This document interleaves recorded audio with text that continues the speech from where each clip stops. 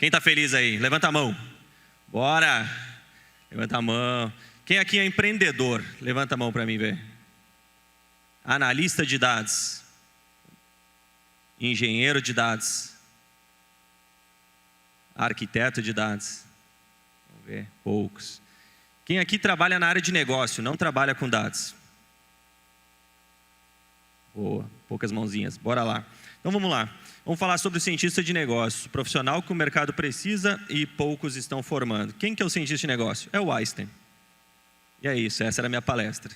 É o Einstein moderno. Não, brincadeira. Ele só está aí para ilustrar.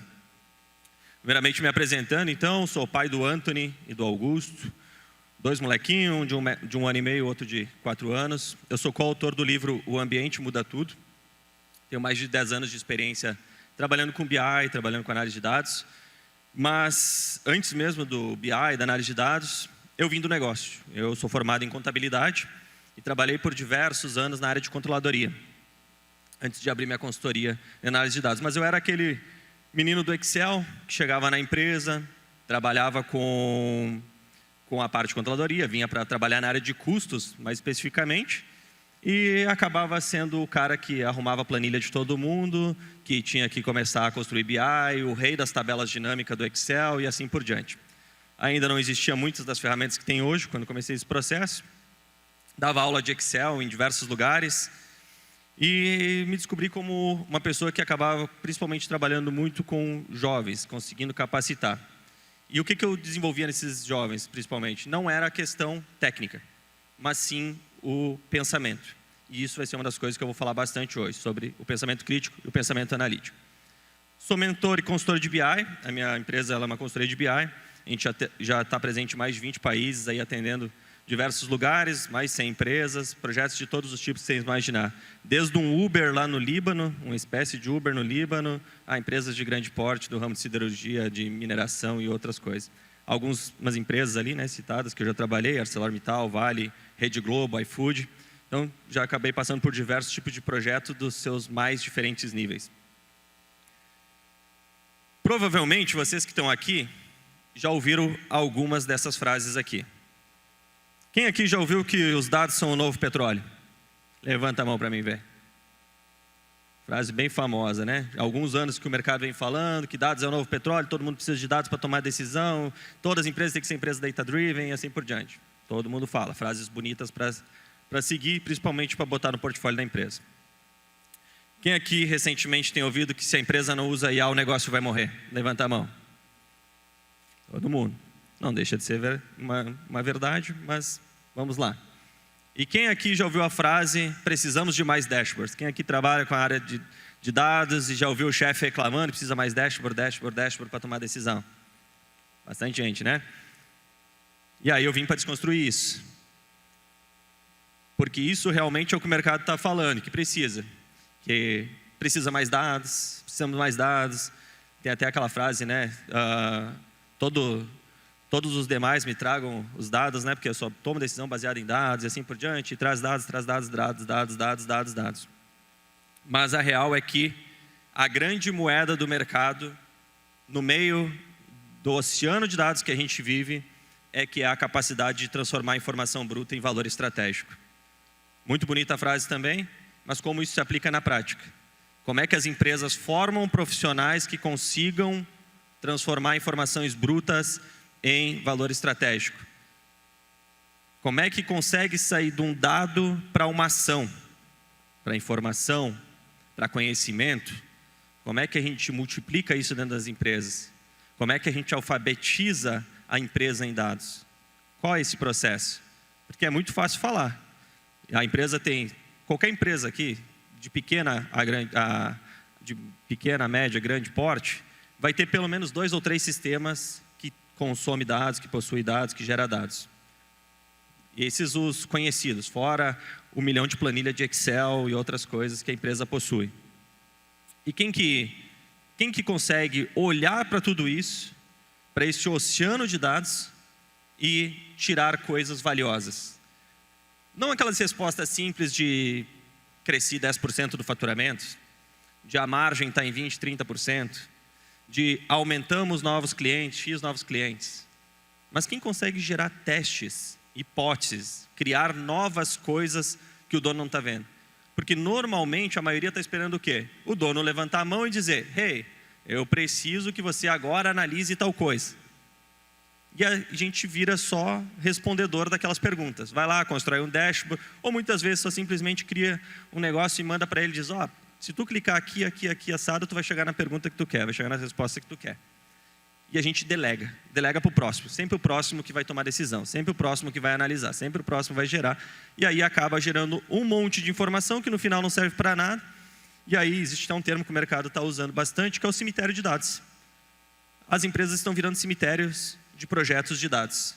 Projetos que se cria e morre. Agora de IA a mesma coisa, né? Ano passado foi um boom, todo mundo testando um milhão de coisas, mas que no final não levava para nada, porque quando chegava na hora de botar em produção o projeto de IA, a maioria parava. Aquele cara que aprendeu no videozinho do Lovable a criar um sistema lá que viu no videozinho do YouTube, quando tinha que botar em produção, não conseguia andar para frente.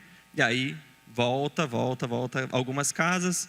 Tempo perdido, tempo é dinheiro, não é só o dinheiro investido. Ah, mas eu testei no free tier lá da ferramenta. Beleza, mas e o tempo? E o tempo que a gente podia estar analisando outras coisas que movesse o ponteiro do negócio? Tempo é uma moeda preciosa nos dias de hoje. Então, a gente vive na era da abundância de informação, mas escassez de discernimento. Todos os dias eu falo uma coisa, que se eu tivesse uma coisa para ensinar para os meus 2 filhos, seria apenas a questão de discernimento. Discernimento, para mim, ela envolve várias coisas, mas a principal delas é como ser um ser pensante no meio do mundo automático, onde a gente vive no piloto automático. Alguém aqui questiona o caminho do Waze? Quem aqui já criticou o caminho que o Waze direcionou e disse: não, Waze, tu tá louco, eu vou seguir o meu aqui? Quem aqui critica o Waze? 2, 3, 4, 5, 6, 7, 8, 9, umas 15 mãos levantadas. Ou seja, ninguém critica, a gente virou... o Ricardo Capra, que é um dos caras que mais fala sobre ciência de negócio, ele é um pesquisador que escreve para Harvard, para vários veículos. Ele escreveu um livro agora que se chama Híbridos, porque a gente já é um ser híbrido, concorda? Não existe mais só o ser humano. A gente é ser humano e máquina. Quem aqui está com o celular na mão? Levanta a mão aí. Está aí, né? Somos seres híbridos. Se perdesse todos os dados do celular agora, o que aconteceria? Consegue lembrar o que tem marcado para amanhã? Vocês conseguem? Consegue? Nem a hora a gente olha mais, porque o relógio aqui, o analógico, cara, antes me pediram a hora, eu tive que dar uma pensada aqui, pô, que hora que é isso aqui? Agora são 15 para as 2.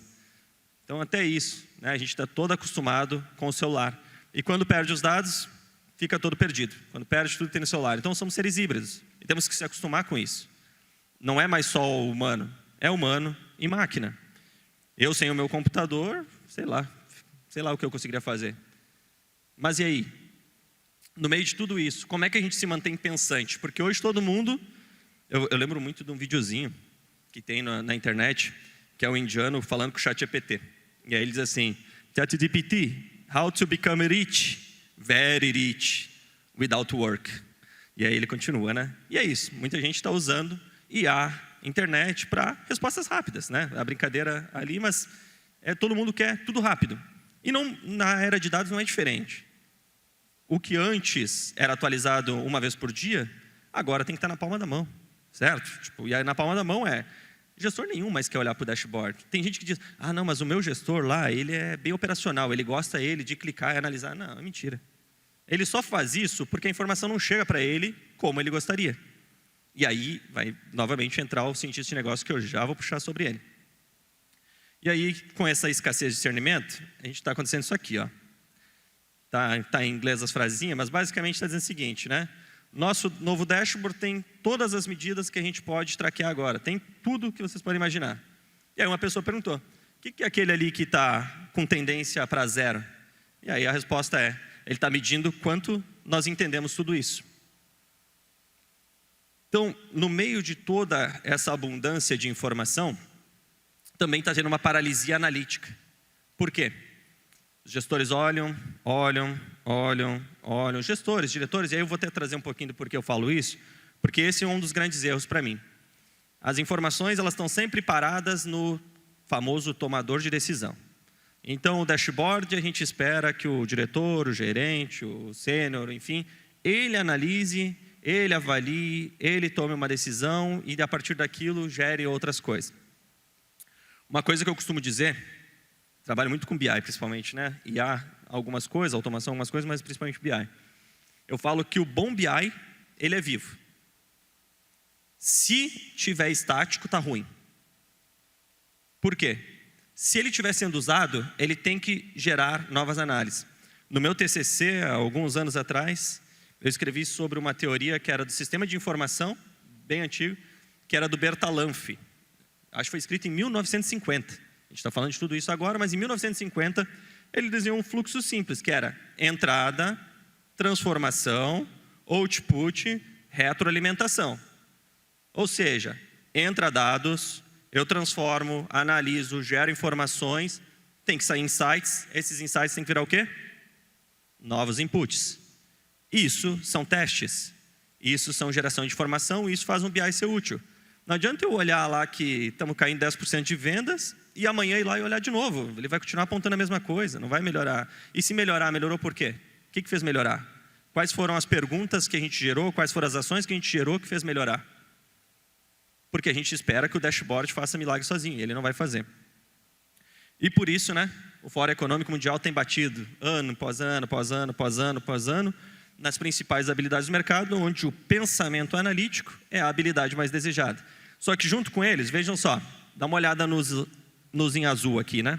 Todos eles estão relacionados à resolução de problema.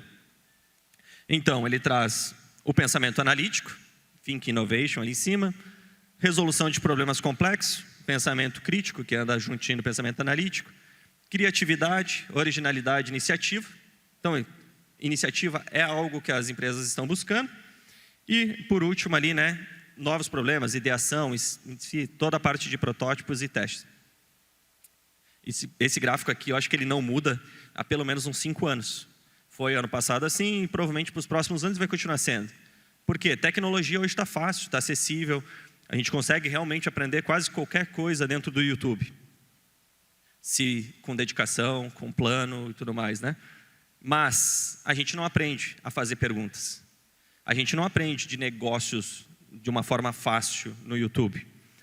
A minha primeira chefe, ela dizia uma frase muito importante que é: você quer aprender controladoria, sabe o que você precisa fazer?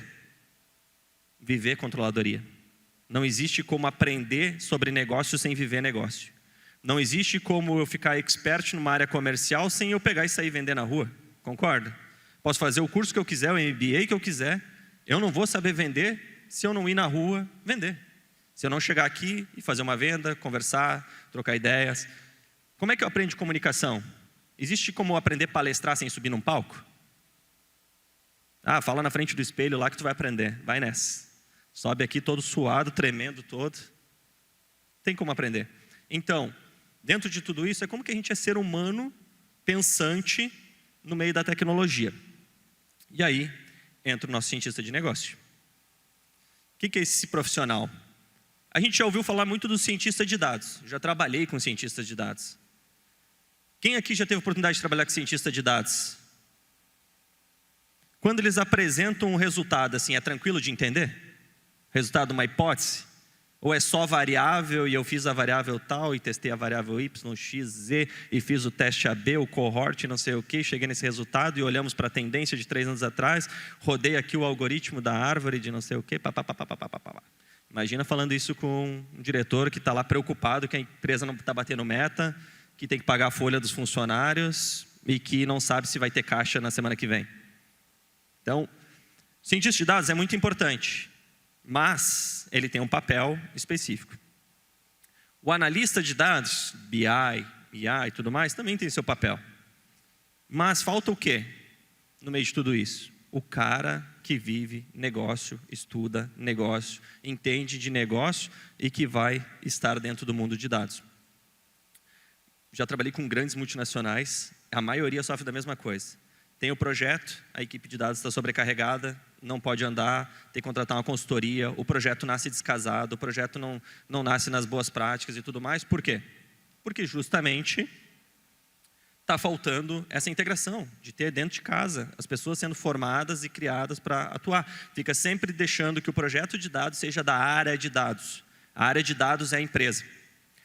O maior exemplo que eu trabalhei, antes de entrar em todo esse caso aqui, e que todo mundo é de dados, eu posso garantir para vocês, todo mundo na empresa é de dados, foi no iFood. Se tiver alguém aqui do iFood, vai poder confirmar. O iFood tem mais ou menos hoje 5 mil profissionais trabalhando remoto.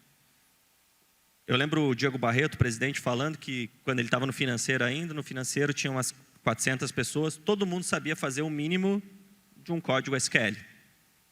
Todo mundo que entra na empresa passa por um onboarding de alfabetização de dados. Nesse onboarding, você precisa fazer um certo treinamento para que seja liberada a base de dados da empresa para você, senão você não vai acessar. Você começa numa base de teste, você só vai acessar a base da empresa após passar pelo treinamento. Quer relatório? Constrói você mesmo. Você vai construir os seus relatórios, não tem área que vai construir o relatório para você. Então todo mundo precisa saber de dados. A empresa é formada de dados. Esse é o sonho. Esse é o sonho. A questão de comunicação que eu vou falar aqui, no iFood, tem um evento trimestral chamado Share. Esse evento é para o presidente chegar e contar para a empresa inteira todo o planejamento estratégico, todos os planos, onde estamos, para onde vamos, por que deu errado. E ele é o primeiro a dizer, ele abre perguntas, ele quer que as pessoas façam perguntas críticas. Eu vi agora, ele está no podcast, ele reforçando isso, quer que as pessoas perguntem criticamente, ele é o primeiro a dizer, eu fiz merda, o fulano aqui fez merda, o diretor aqui fez merda e por isso que deu errado. E é nessas palavras.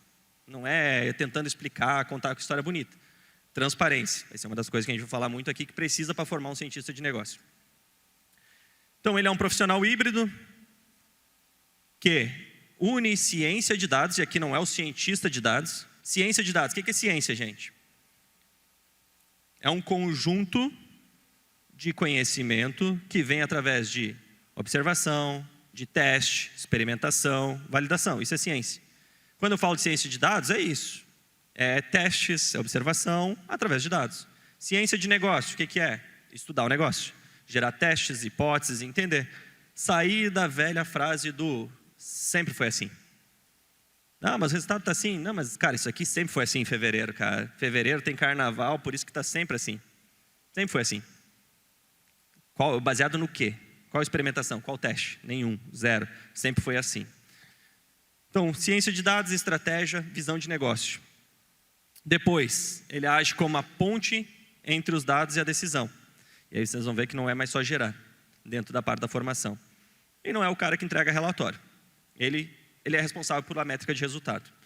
Isso também tinha muito bem lá no iFood. Cada área tinha o seu KPI, dentro do seu KPI tinha os OKRs, cada pessoa era responsável. No final ia montando a teia, até chegar lá no planejamento estratégico final. Então, quando eu olhava o número lá de cima para baixo, eu conseguia decompor, até chegar em cada área. Então, o marketing era responsável por X, CRM por X. E uma coisa que era muito legal lá, que levava muitos cientistas de negócio, era os squad. Eu não tenho a área de dados. Todas as áreas têm o seu cientista de dados, tem o seu arquiteto de dados, engenheiro de dados, tem a pessoa do negócio, enfim, todo mundo colaborando do mesmo tipo. Então, não existe a área do financeiro, existe vários financeiros. Não existe a área de CRM, existe várias áreas de CRM. Não existe a área de onboard, existe várias áreas de onboard. Por quê? Porque essas pessoas estão espalhadas em vários times de diversos produtos que a empresa possui. Isso é muito bacana. 3 pilares do cientista de negócio. Primeiro, pensamento crítico. Esse é o principal. Questiona, duvida, investiga a causa real, critica. Realmente, então pensamento crítico. O que é pensamento crítico? Critica. Como é que eu aprendo pensamento crítico? Criticando, perguntando, questionando, duvidando. Duvida até da sombra. Não aceita. Ah, mas foi a minha mãe que disse. Tudo bem, ela não tem 100% da razão. Desconfia dela também. Pode desconfiar de todo mundo. Questiona, busca, estuda, gera hipótese, gera análise, testa, valida e tenta encontrar os resultados. Visão analítica. É diferente do pensamento crítico. Eu preciso olhar para os dados com uma certa... O que é uma visão analítica para mim? É olhar para os negócios tendo uma pergunta para responder. Principalmente. Ah, eu tenho um dashboard aqui, olha só que bonito que ele está. Beleza, que pergunta ele responde? Cada página tem que ser responsável por responder uma ou mais perguntas, senão ela está lá avulsa. Está lá só para encher linguiça, preencher tela. Eu já vi várias pessoas dizendo, por que tu botou esse gráfico aqui? Porque tinha que preencher a tela ali, né? O resto não estava preenchendo, aí eu botei esse aqui só para preencher ali. Mas nem sabe por que está ali. Então, visão analítica é pensar para onde a gente está indo, é analisar realmente as coisas. Muito analista de dados não analisa, gente. A maioria dos analistas de dados não analisa, são construtores de dashboard. Então, esse é uma das coisas que a gente precisa botar em perspectiva. E a terceira é a linguagem estratégica. Tem que falar do negócio, tem que ter uma linguagem diferente. Não é a linguagem técnica, é a linguagem estratégica. E a estratégica é o quê? Baseado numa estratégia, né? Simples assim. E a maioria não sabe nem a estratégia da empresa, não sabe para onde a empresa está indo.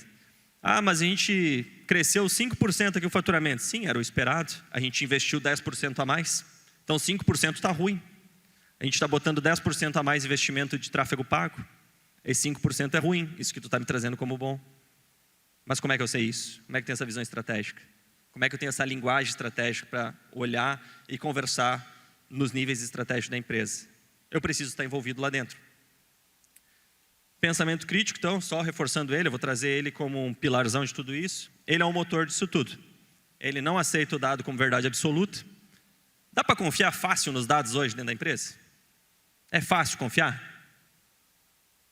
Quem aqui ouve pelo menos uma vez por semana assim, que o dado está errado, que o dado não está atualizado, que aquele número não bateu? Quem aqui ouve isso com frequência?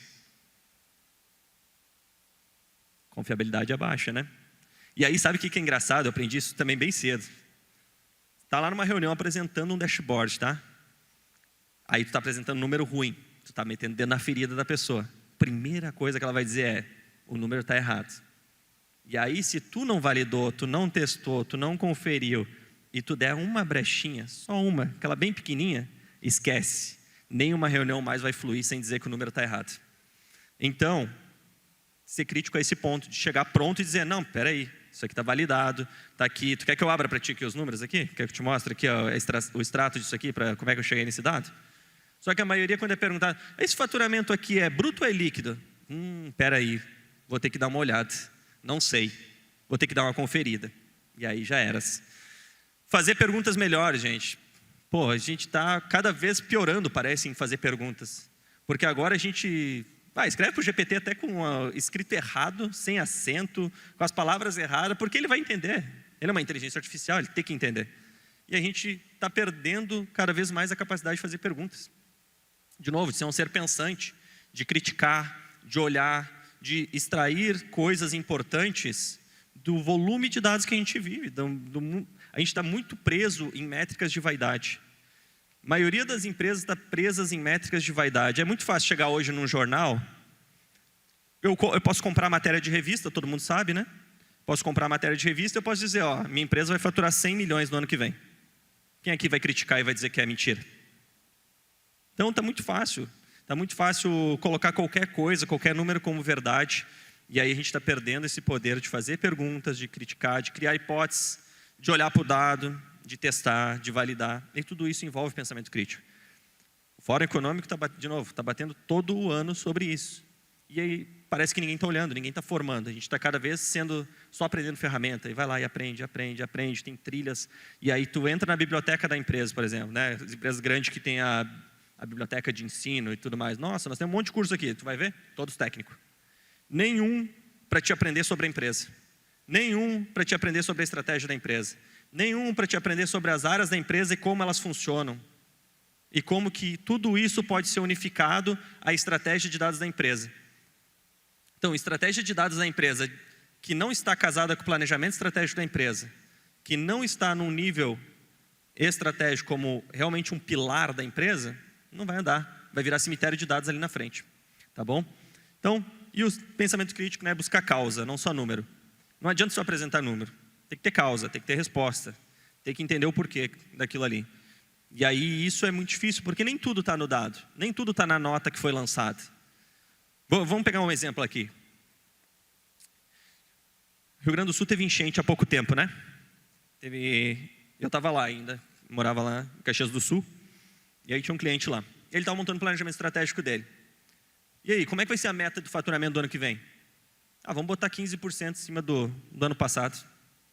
Geral, em tudo? Isso, pode pegar lá o BI, só multiplica. Só multiplica a métrica, bota lá, multiplicado por 1,15. Tá bom. Rio Grande do Sul teve enchente, você sabe disso, né? Eu falei para ele.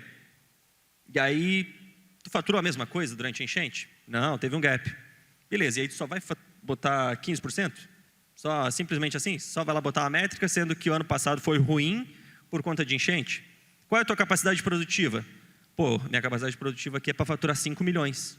Legal, o teu faturamento ano passado foi 1 milhão e 600. Então tu vai botar só 15%? É isso? Tu vai ficar com um leque ali de 3 milhões sem faturamento? Que tu tem capacidade produtiva para isso? Então, esse tipo de coisa, gente, é realmente pensar e fazer as pessoas pensar, porque, vamos lá, esse exemplo que eu dei da meta aqui, quem conhece empresas que fazem dessa forma, levanta a mão. A meta é só botar um percentual do faturamento que ninguém olha o que foi no ano anterior. Tem gente que conhece aí. Umas 10, 15 pessoas pelo menos levantaram a mão, os outros estão tímidos, mas pode ter certeza que tem bem mais, tá? Ninguém faz orçamento base zero. Trabalho em controladoria, ninguém faz orçamento base zero. De olhar para produto, olhar para canal, identificar os potenciais, dizer, é assim que a gente vai crescer, é aqui que a gente vai crescer. É simplesmente, pega o vendedor X, bota a meta de tanto para ele, esse aqui vão trocar de região, esse aqui vão fazer tal coisa. Eu estou falando de faturamento aqui, mas poderia ser qualquer outra coisa. Despesa. Nossa senhora, o orçamento de despesa dá até uma dor. Ainda bem que não é a minha empresa. Porque olha, quando a gente olha a meta de despesa, as pessoas simplesmente tentam passar tudo. Esse ano vai dar. Esse ano eu vou botar. Esse ano eu vou botar minhas viagens, esse ano eu vou botar um curso fora. Esse ano vai passar tudo. Esse ano vai passar. Aí chega no orçamento, olha para a margem, não deu, começa a cortar um monte de besteira. Então, é isso. É como é que a gente coloca um pensamento crítico sobre tudo isso nas áreas. E para isso precisa ter uma cultura. Se fala muito de cultura analítica, cultura data-driven e tudo mais, tem que ser uma cultura, não pode ser uma pessoa pensando nisso. Não pode ser uma área pensando nisso. Tudo isso aqui que nós estamos falando é cultura de empresa. Se não for cultura de empresa, não vai dar certo. Vamos lá, para a gente finalizar, então. Vamos responder, então, como formar esse cientista de negócio. Que eu falei antes, lá no início, né? É o profissional que todo mundo precisa, ninguém está formando. Acho que boa parte das coisas eu já até respondi aqui. Primeira coisa, trazer para a estratégia. Precisa trazer ele para a estratégia. Ele precisa participar do planejamento estratégico, ele precisa entender as metas, alavancas, prioridades e entender os porquês da empresa. Planejamento estratégico, fechado a 7 chaves, nas salinhas lá com 3, 4 pessoas, não vai formar esse profissional e não vai levar a empresa a ser a empresa data-driven, a empresa que está guiada por dados e tudo mais. Por quê? Vai continuar sendo uma empresa de dashboards que 2, 3 pessoas olham, dizem se está certo, se está ruim, se está bom, e não tem teste de coisa nova, não tem novas possibilidades. Aí todo mundo quer que tragam coisas novas. Não, eu preciso que tu inove. Eu quero que tu traga coisas novas. Eu quero que tu... Mas como é que eu faço isso se eu não sei para onde a empresa está indo? Como? Primeiro ponto é, preciso saber para onde a empresa está indo, senão nunca vai ter um profissional cientista de negócio na empresa. Segundo ponto, contexto. Contextualizar a parte de negócio como um todo. A empresa é um órgão que não tem como o financeiro funcionar sem o faturamento, não tem como a área contábil funcionar sem o financeiro, sem a área comercial, sem o PCP, sem a produção. Falando isso de manufatura, se for falar de área de marketing de outras empresas, tudo funciona junto, né? É um conjunto de áreas trabalhando juntas. Então, se eu não contextualizo o negócio para os meus profissionais, se eles não sabem como é que as áreas funcionam, e a maioria não sabe, a maioria não sabe nem onde é que... Pô, preciso pedir um reembolso, não sabe onde é que está o negócio do reembolso. Pô, preciso pedir aqui para me ausentar, com quem eu falo, o que eu tenho que assinar no RH para sair. Então, a maioria das coisas não está clara nem nesse nível operacional, imagina nível estratégico. Então, acesso aos números, contexto das decisões, entender margem, receita. Por que a gente decidiu que vai aumentar 10% o investimento em marketing nesse ano? Contexto. Por que a gente decidiu? Onde é que queremos chegar? O nosso apresentador falou antes, ele disse, eu tenho uma empresa. E aí eu contratei uma agência de marketing. Ela veio para mim, ela apresentou aqueles números. Ó, estou com X visualizadores, eu cresci, publicou tanto, essa publicação aqui deu sucesso, tudo mais. Eu falei para eles, beleza, e o que isso botou no meu bolso? Essa é a pergunta que o dono geralmente faz, né? O que isso botou no meu bolso? Porque eu posso me apegar àquelas métricas de vaidade e dizer, nossa, eu estou com 1 milhão de novos seguidores, mas sem dinheiro no bolso. Eu disse, e sabe que esse é um erro bem comum? Eu falei para ele, porque muitas vezes tu nem contratou agência para aquilo. Tu contratou para aumentar a tua retenção. E aí eles estão te trazendo leads, mas tu quer retenção. Beleza, o lead é bom, mas tu quer retenção. E aí não tem uma régua de comunicação que melhore o plano de de comunicação com teus clientes, com quem já é cliente, que melhore, faça eles comprar mais vezes, melhor. E o cara que já é teu cliente, que é o CAC gratuito, que bota dinheiro, margem no teu bolso, não está vindo, mas o que está vindo é o lead novo que tu está gastando para trazer. Então, isso acontece em várias empresas, o mesmo cenário. Por isso que até muitas empresas estão chateadas assim, com a agência de marketing, muitas vezes insatisfeitas. E é um mundo difícil mesmo, porque não vive o negócio. Se a agência não está vivendo o negócio, como é que ela vai fazer milagre? Mas aí o erro não está na agência. Está em quem contratou a agência com a expectativa de que ela vai resolver problemas de negócio que ela não vai. Então, exposição direta aos líderes tem que ser horizontal, não pode ser vertical, não pode ser top-down. Essa pessoa tem que ter acesso, tem que estar participando de todos os contextos de negócio. O que mais? Inserir no processo de decisão. Então, chega, né, de decisão que só uma pessoa toma na empresa. Então, tem que passar por várias... Às vezes, tu precisa passar por 50 pessoas para poder tomar uma decisão. Para poder, sei lá, comprar um equipamento novo. E aí, se aquele equipamento novo ia te trazer resultado imediato, precisava passar por todo esse número de pessoas. Então, como é que quebra esse ciclo? Então, essa pessoa tem que estar presente nas reuniões, ela tem que opinar, ela tem que questionar, ela tem que propor caminhos. E aí não é a pessoa, são as pessoas. O cientista de negócio tem que ter em todas as áreas da empresa. Tem que ter essa pessoa posicionada em todas as áreas, projetos, produtos dentro da empresa. Não pode ser uma pessoa, porque aí também não vai funcionar. Se não pode ser uma área, também não pode ser uma pessoa. Ah, agora nós contratamos um cientista de negócio. Não é isso. O cientista de negócio não é a pessoa, é um perfil. E esse perfil eu preciso ter em todas as áreas da minha empresa. Criar a cultura de hipótese. Esse para mim é um dos principais. Por quê? De novo, a gente está só olhando números, métricas, vaidades e outras coisas, mas não está criando hipótese. Não está testando. Eu posso faturar mais com menos cliente do que eu tinha no ano anterior? Ah, eu estava com uma positivação de 500 clientes, agora tenho 300, mas faturei mais. Por quê? O que aconteceu aqui? Quem eram esses clientes? Hipóteses. Tá aí, se eu tivesse esses outros 200, eu teria faturado ainda mais? Talvez menos? O que acontece aqui? Hipóteses. Cria hipóteses, gera testes, gera possibilidades, analisa cenários. Mede cenários, tá? Isso aqui, se acontecer dessa forma. Existem muitas técnicas, né? Teste AB, cohort, não sei o que e tudo mais, mas tudo isso no final gera números. Esses números têm que gerar novas hipóteses, novas análises e assim por diante. Para que a gente vá identificando novos caminhos, às vezes novos produtos, outras coisas. Criar aquela cultura de inovação que também estava ali falado no slide do Fórum Econômico. Legal? Cobrar impacto, não análise. Então, analisar, beleza, analisei, vi que variou. Olha aqui, chefe, ó, teve uma variação X, aconteceu por causa de A, B, C, D, E e assim por diante. É legal, tem uma análise, está completa e tudo mais, mas de novo espera que alguém pegue aquela análise, leve para frente, pense numa ação e assim por diante. Está sempre esperando o próximo, lembra? Eu falei, sempre esperando o próximo. Quem é o próximo que vai pegar isso aqui e vai fazer alguma coisa? E isso não pode acontecer na empresa, é muito tempo perdido. Se a pessoa já sabe o que tem que ser feito, ou ela já tem uma ideia por conta que ela já fez hipótese, já testou e tudo mais, ela não pode trazer só a análise. Ela tem que trazer o plano de ação, tem que trazer o resultado. E é isso que se espera muito de cientista de dados. Métrica não é entrega. Insight sem ação não tem valor. Então não adianta eu trazer um insight e dizer, caramba, a gente está perdendo venda lá em São Paulo porque entrou o concorrente XYZ. Legal. E o que nós vamos fazer? Vamos aceitar que perdemos espaço? Qual é a ação? Não necessariamente a pessoa precisa tomar ação sozinha, mas ela tem que criar caminhos para que chegue numa ação. Ela tem que propor reuniões, ela tem que conseguir chegar nesse caminho. Porque senão fica ali parado, alguém esperando de novo o deixa que eu chuto, né? Tá, eu trouxe aqui, agora quem é que bate o pênalti? Não, não vai ser eu. Não, tu talvez vai errar. Não, mas se eu tomar essa decisão errada aqui e a gente perder dinheiro, eu vou ser demitido. E aí entra um ponto bem importante também, né, que é a questão da autonomia. Porque numa empresa que cria essa cultura de hipóteses, de testes e tudo mais, a gente não pode também estar com a pessoa sempre em risco. Que se ela tomar uma decisão errada, ela cai.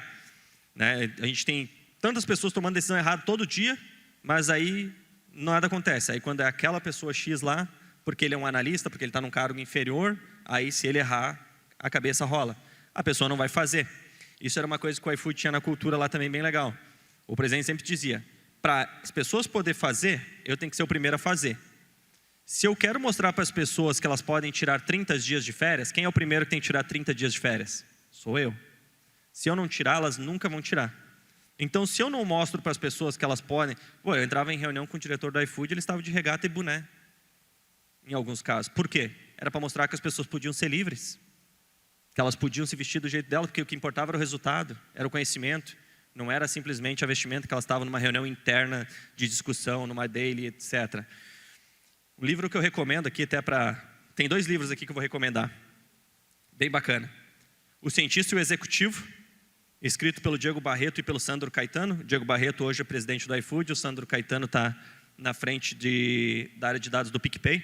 Os 2 escreveram junto quando estavam no iFood, conta toda essa relação entre o cientista e o executivo. O analista de dados, o executivo. E como que eles trabalhavam todas essas hipóteses, testes, trazendo para a estratégia. Isso é muito legal. E... Era 2, né? Cientista executivo. E o outro livro é A Regra Não Ter Regras. Quem ainda não leu, leia. É o livro de cabeceira também, lá, que o pessoal lá no iFood leva, falando sobre como criar essa cultura onde as pessoas não fiquem com medo de tomar decisões, de gerar algumas coisas. E principalmente aquela questão assim de não tratar a exceção como regra. Então, teve um cara lá, a gente tinha verba liberada, o cara usou mal a verba, vamos cortar a verba. Não, é como é que tu trata a exceção e não a regra. Então, isso era bem importante desses livros. Então, traz essa pessoa para o game, traz ela para o resultado. Dessa forma, você vai pensar da seguinte maneira, que você não forma esse profissional com ferramenta, mas sim com contexto, responsabilidade e exposição à decisão. Quer profissionais que sejam capazes de tomar decisão, de pensar criticamente, exponha eles aos problemas, traga os problemas, dê contexto, não dê ferramenta. Não dê só ferramenta, eu vou te dar ali para fazer o Databricks, Power BI e assim por diante, tu vai construir dashboards. Não, contexto. Bota essa pessoa no game que com certeza a gente vai levar a ter um profissional que pensa negócio, estuda negócio, gera resultado para a empresa a partir disso. Tá bem? E aí, gente, para finalizar, a minha frase final é essa. O futuro é analítico. Daqui para frente, o futuro é de quem pensa. Esse profissional vai ser muito mais essencial do que o profissional técnico. Ainda existe muita demanda para o técnico? Existe. A gente está construindo coisas, a gente está criando coisas. Mas o profissional do futuro é o profissional analítico, é o profissional que pensa, é o profissional que tem pensamento crítico, tem um pensamento analítico, que tem um pensamento estratégico, está dentro da organização, resolvendo os problemas, sendo a ponte entre o problema e o resultado que a empresa quer chegar e utilizando tecnologia para resolver isso. E não botando a tecnologia como primeiro e o problema de negócio como segundo. Tá bem? Fica aqui meu agradecimento a todos que estiveram aqui presentes. Quem quiser me seguir lá no Instagram, está aqui aberto. Agradeço a todos por prestar atenção. Espero que tenham gostado e até a próxima. Valeu, DWX!